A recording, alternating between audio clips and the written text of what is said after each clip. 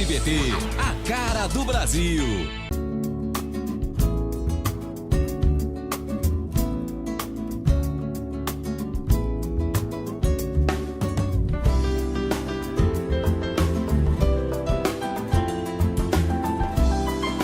Programa Semeando em Vida, a palavra de Deus suprindo vida para você e sua família.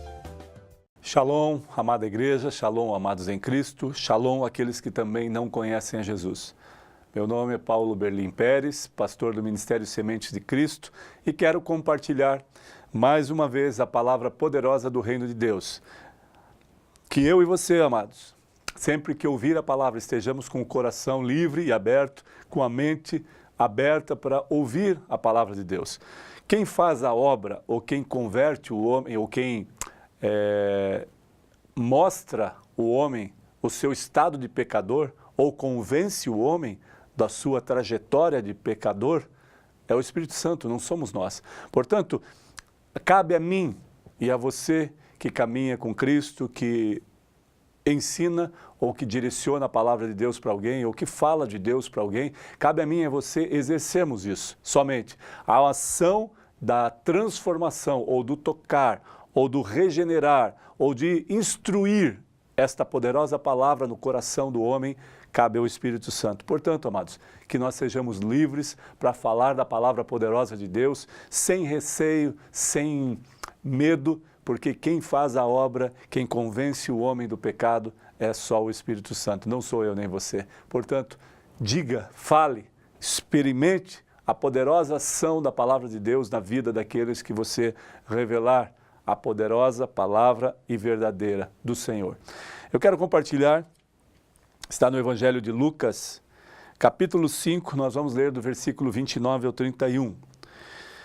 Capítulo 5, essa passagem também nos revela no Evangelho de Mateus e de Marcos, mas nós vamos ler aqui em Lucas, capítulo 5, do 29 ao 31. Diz assim: Então lhe ofereceu Levi um grande banquete em sua casa, e numerosos publicanos e outros estavam com eles à mesa.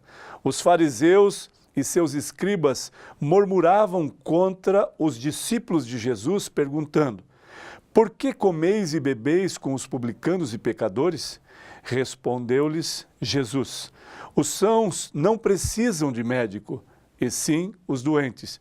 Não vim chamar justos, e sim pecadores ao arrependimento. Que coisa tremenda!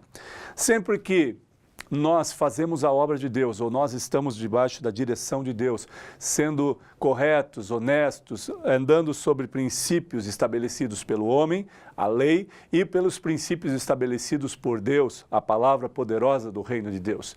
A palavra de Deus, amados, ela não é tida como lei, ela é tida como palavra de vida eterna, como palavra de valor, como palavra de renúncia do pecado e viver uma nova vida.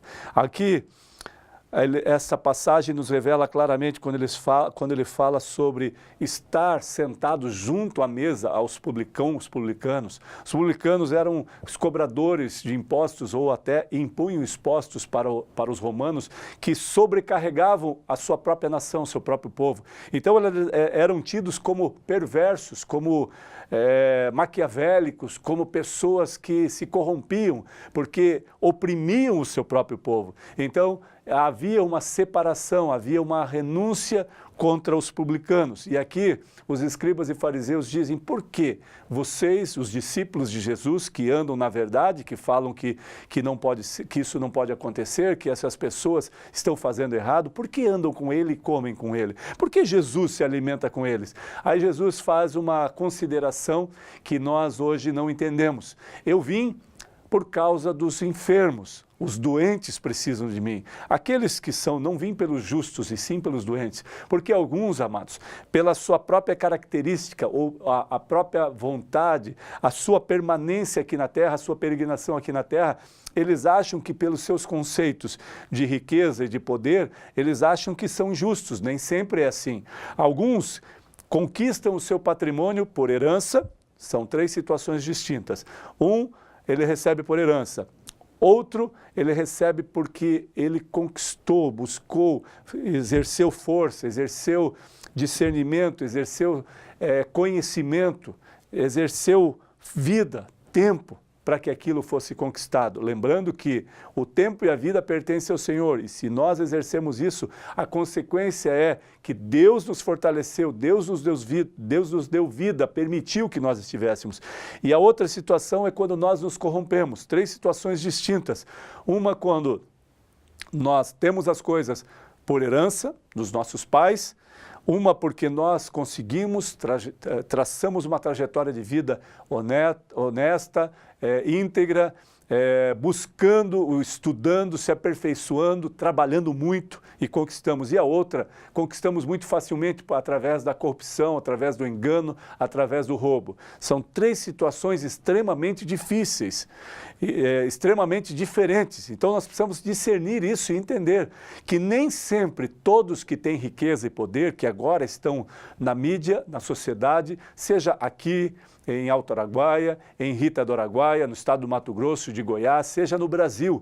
Nem todos que estão em evidência conquistaram por herança, por trabalho ou por corrupção. Alguns conquistaram por herança, alguns por trabalho e alguns por corrupção. Mas todos podem pensar que, pela justiça ou serem justos, conquistaram tudo isso. Agora, a palavra de Deus diz que a justiça plena é do Senhor. Não há um justo sequer. E se não há um justo sequer, como podemos exercer a justiça? Como podemos revelar que os justos foram eleitos, os justos foram chamados, os justos, os eleitos do Senhor? Amados, quando isso está estabelecendo, ou quando os homens de Deus, os discípulos estão falando isso no Novo Testamento, eles estão dizendo que a justiça de Deus está em nós.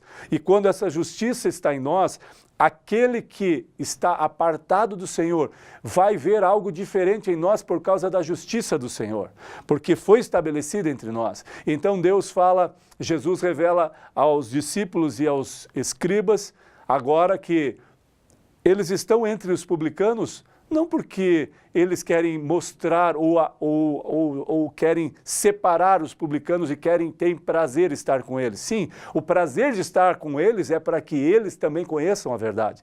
Então, um publicano agora, que é revelado a permissão de Deus, que é revelado o conhecimento de Deus, quando ele se entrega e entende que está num estado pecaminoso, num estado de corrupção, porque está afligindo, está deturpando a lei, a própria lei, está cobrando mais impostos do seu próprio povo, agora ele entende. E revelado a ele a verdade, e ele precisa de Deus, como Jesus afirmou, não vim chamar os justos, e sim os pecadores ao arrependimento. Então, amados, ele está dizendo que todos são pecadores. Agora, aquele que se acha justo, que se denomina autojustiça e é justo perante o homem, ele já não entendeu, porque como pode entender a palavra de Deus ou reconhecer que está no pecado e se arrepender quando se acha justo sem ser? Quando se acha que é, quando não é. Quando acha que tem poder, quando não tem. Quando acha que tem recursos e todos os recursos levam a ele o poder e a glória por causa do seu dinheiro, quando uma enfermidade vem, nenhum dinheiro pode suportar. Nenhum dinheiro pode fazer com que essa enfermidade saia. É claro que alguns falam, mas claro que pode, né? Ele pode ir num bom médico, numa boa clínica, ele pode ir para fora do país. Às vezes sim, amados, mas às vezes não. Às vezes o dinheiro não compra a felicidade, o valor. Alguns falam, pastor, você não sabe o que está falando. A felicidade, quem tem muito dinheiro é muito feliz. É um engano, amados, pensar isso. Você sabe, é que você não quer reconhecer. É um engano pensar que os ricos, todos os ricos são felizes. Alguns são extremamente felizes, porque conquistaram por herança e conquistaram por esforço. Mas os ricos que conquistaram por corrupção, vocês acham que realmente é feliz? Claro que não. Não dorme bem, tem insônia, não tá bem com a família, não pode se expor, não pode chegar diante dos filhos ou da família, sentar à mesa e dizer tudo o que conquistamos foi através do esforço e da vontade de Deus, permissiva de Deus, que nos fortaleceu, ajudou o pai a crescer, ajudou o pai a trabalhar, ajudou o pai a estudar, ajudou o pai a se esforçar. Amados, esse reconhecimento é poderoso. É quando nós nos rendemos a Cristo e entendemos que Ele é maior e melhor do que todas as coisas que nós fazemos ou pensamos, porque Ele é a essência e a razão do nosso viver. Então ele fala que todos merecem ouvir a palavra, todos merecem misericórdia, todos, sem acepção de pessoas, mas alguns, amados, pela sua própria rigidez de coração, pela sua própria soberba, não reconhecem a palavra de Deus. E por isso ele declarou aqui: eu não vim para chamar os justos, aqueles que se acham justos, e sim pecadores ao arrependimento. Os justos que ele está falando aqui são duas classes de justos, que acham que são justos e uns que são justos, justificados na justiça do Senhor. Aqui ele estabelece algo tremendo. O que acha que é justo sem o Senhor, amados, esse já está na perdição e caminhando para a derrota. Agora, aquele que é justificado por ele, que talvez no texto também seja este esclarecimento de dois estágios de justiça, ou de ser justo. Um, porque ele se autodenomina justo, e outro, porque recai sobre ele a justiça de Deus, e Deus estabelece: este é um homem justo diante de mim, por causa da minha justiça sendo estabelecida nele. E aí ele fala, no final, e sim, pelos pecadores, aos pecadores, ao arrependimento. Então esses pecadores quem são, amados? Todos aqueles que decidiram estabelecer que são justos por si próprios. Todos aqueles que decidiram fazer justiça com a sua própria mão ou com a sua própria lei. Não, o justo, amado, que é estabelecido por Deus, ele espera no Senhor, ele entrega essa situação de injustiça, de discórdia ao Senhor e se torna justo na presença de Deus. Então nós precisamos entender que todos aqueles que estão vivendo no pecado têm a oportunidade de Deus redimi-los, de Deus anular todo o pecado. Basta ao homem o arrependimento e a entrega do seu coração, da sua mente, do seu corpo ao Senhor, para que viva bem aqui na terra, ainda no término da sua peregrinação. Que esta palavra possa nos ensinar e estabelecer que toda a trajetória, nós vamos ver homens contrários à vontade de Deus e homens que amam a Deus. Nós vamos ver homens dentro da igreja que vão falar: cara, deixa essa pessoa, ele não quer mais, ele não precisa de Deus, ele tem todas as coisas, ele não quer. Não, amados, nossa função é esclarecer, falar da vontade de Deus.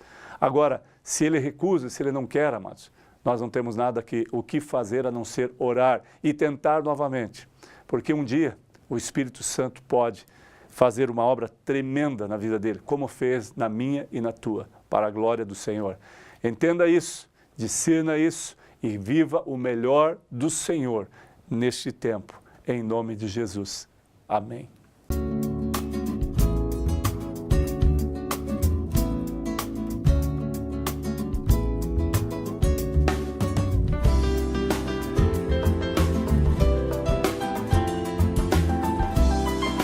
Programa Semeando em Vida, a palavra de Deus suprindo vida para você e sua família. SBT, a cara do Brasil.